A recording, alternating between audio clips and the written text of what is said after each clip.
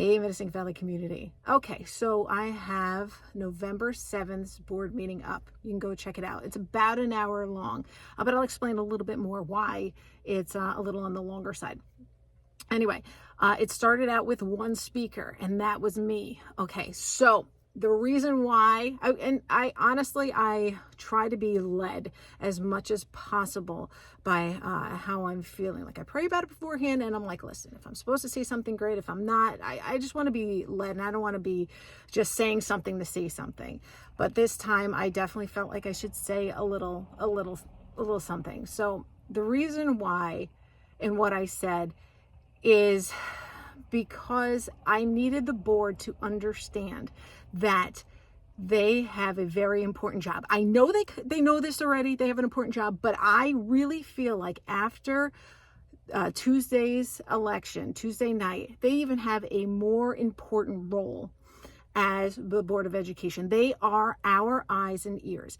And what happens is when things change in our state, if we have different laws that come down the pike. I mean, right now, after Tuesday, we are going to have our state constitution changed.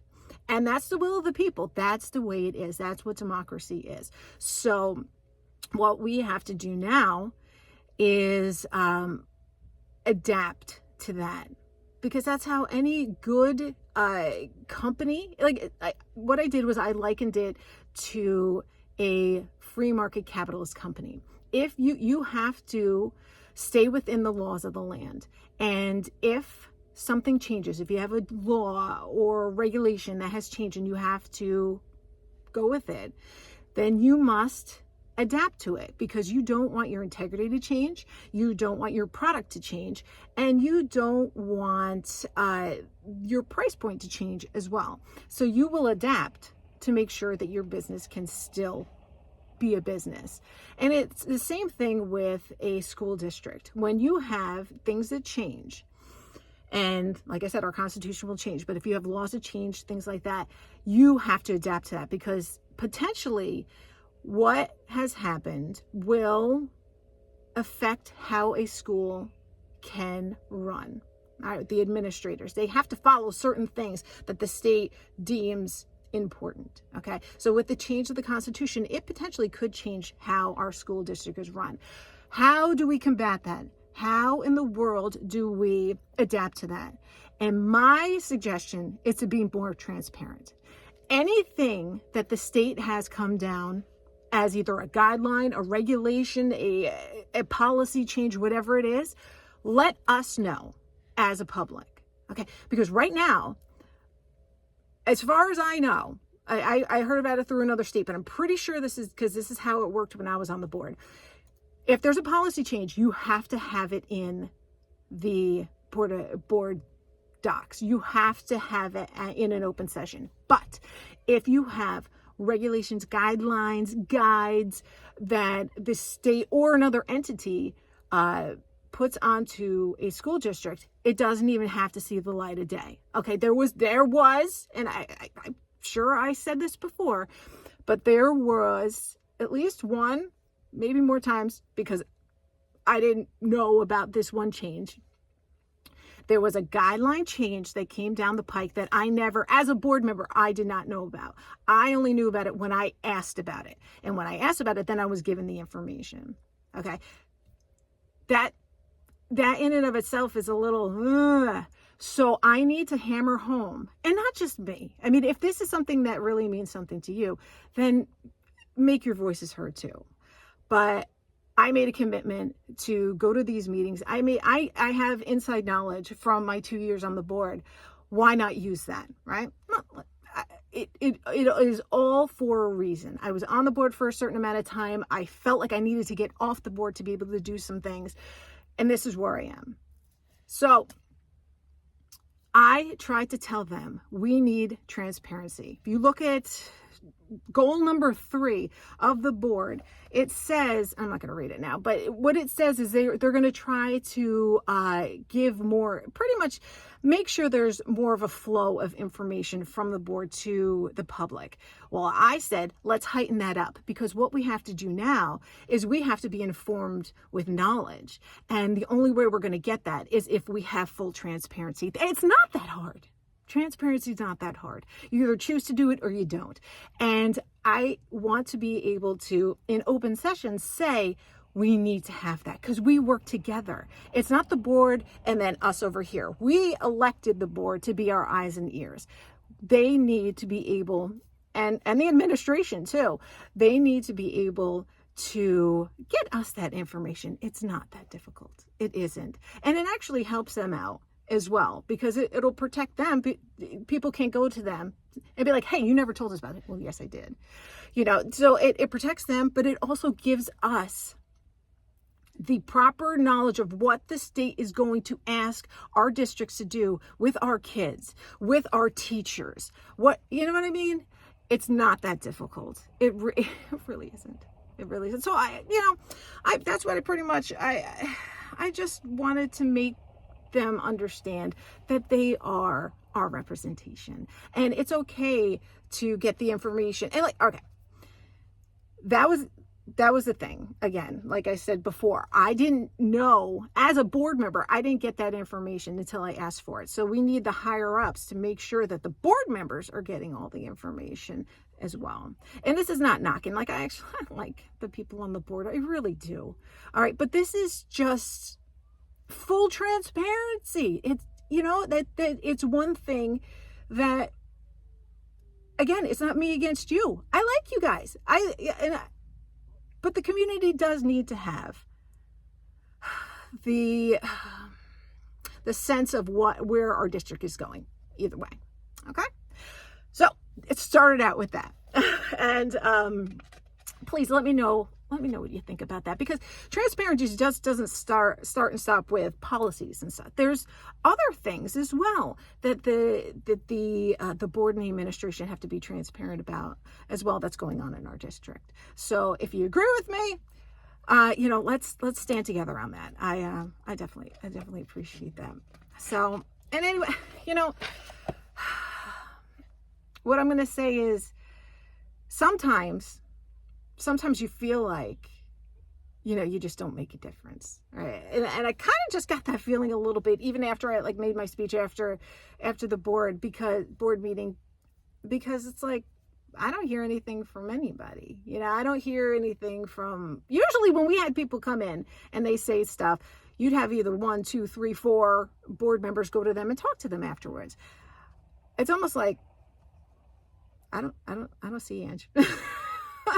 and after the board meeting, I kind of just had a little fleck of, am I making a difference? What am I doing here?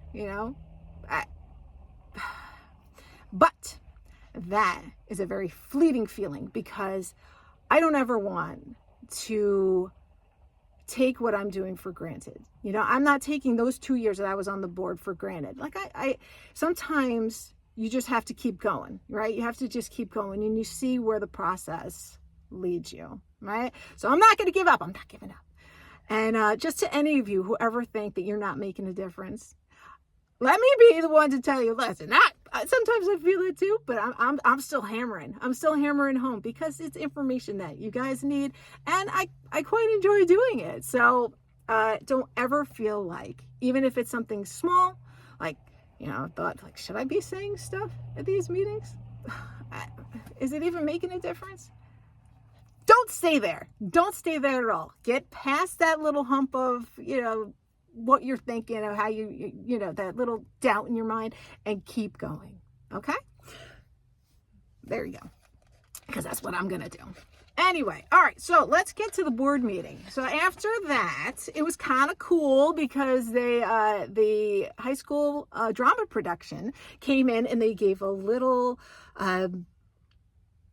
introduction, if you like, a play preview to Get Smart. That's what they're doing. And I think it's coming up very soon. So if you're interested, make sure you look on the website to get your tickets. It's cute. It was very cute.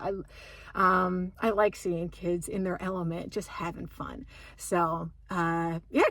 And Get Smart, it was like kind of like just funny, goofy a little bit. So yeah, if you get a chance, get your tickets and go to that. Then after that, there was a principal presentation. This is why the meeting is so long, okay?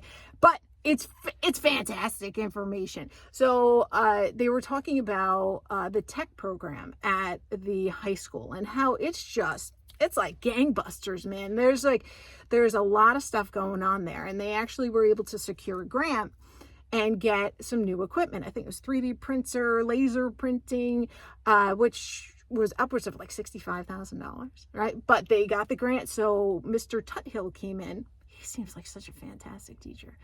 And he came in and he showed some of the products that they were able to make with this new equipment, and just said really in a nutshell how important this is to kids. Like, they have such an opportunity to learn certain things that they're going to use when they get out of college or get out of high school. Some of them aren't going to go to college. Some of them are going to do a trade. And if they have just even a little bit of this in their pocket, it's going to help propel them after they graduate. So it's fantastic.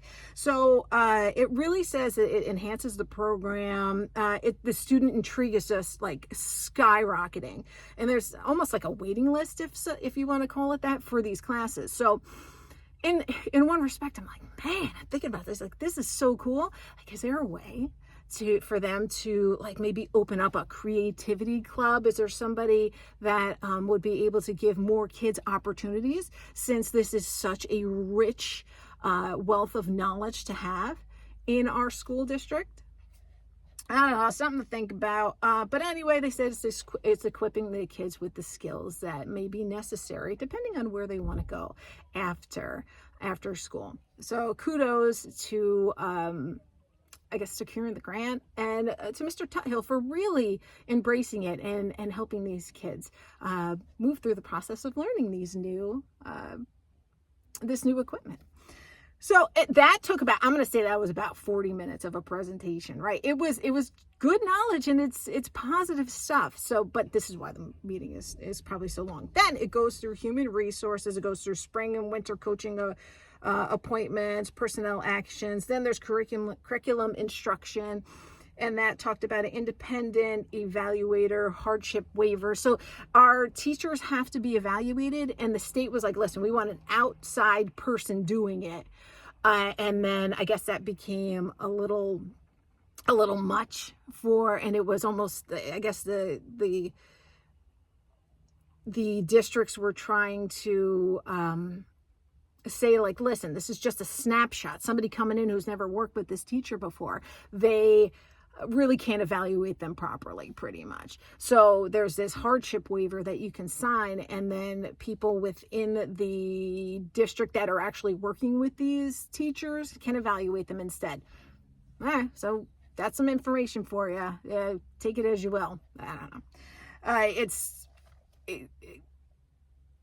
I don't know. It's just interesting that the state put something out and they're like, it's not working out. Here, have a hardship waiver. We can do it a different way. I don't know. So anyway, after that, it was pupil personnel. They went through that, which is very routine. And then it was the business part. Listen, anybody who is interested in the budget coming up next year, start looking at these budgets. Okay, you people are numbers, but I'm not a numbers person. I can look at it and I look at beginning and numbers. Is it more money? How much did you spend on this line? I look at it very from 10,000 feet. I look at, there are some of you out there that are numbers people. Start looking at the board agendas, start looking at the business part, because there are, let's see, quarterly revenue reports for the 24-25 is the first quarter. So you can start looking at numbers. Okay. And then they had the 23-24 final revenue report. Start looking at that too. You guys, are really savvy. You people who are good at finance are like really savvy. There's a couple of people on the board where I would just look at them in awe and I'm like, oh my goodness, how do you look at that? And they're able to dissect a whole bunch of stuff. So if you want, this is the time to start looking at the numbers, all right? Not just when it's budgetary time. And then what else did they have? They had extra classroom activity quarterly report, September 2024. So it's good to see how much money do these clubs get? How much are they using per quarter? You know, this is all excellent information that they're putting out there for you. So if you don't have time, if you're to be like, I can't look at these board agendas. Listen, I'm going to look at it and I'm going to let you know. Okay. So check it out. Check them out. And then let me know what's going on. Like, cause I can, like I said, I can look at it broad view, but to really dissect it, it's not my forte. So I would love to hear what you guys come up with when you look at this. And then actually it just kind of wrapped up district events and whatnot.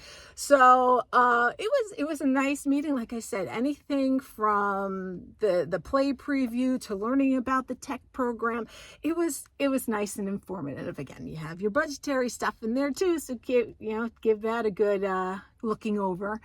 And if you ever have anything to say, don't ever think that it's not important, okay?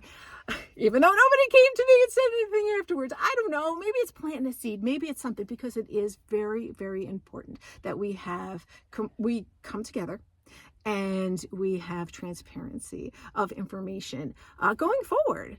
There's nothing wrong with asking for that. Like I said, it's goal 3 of the board.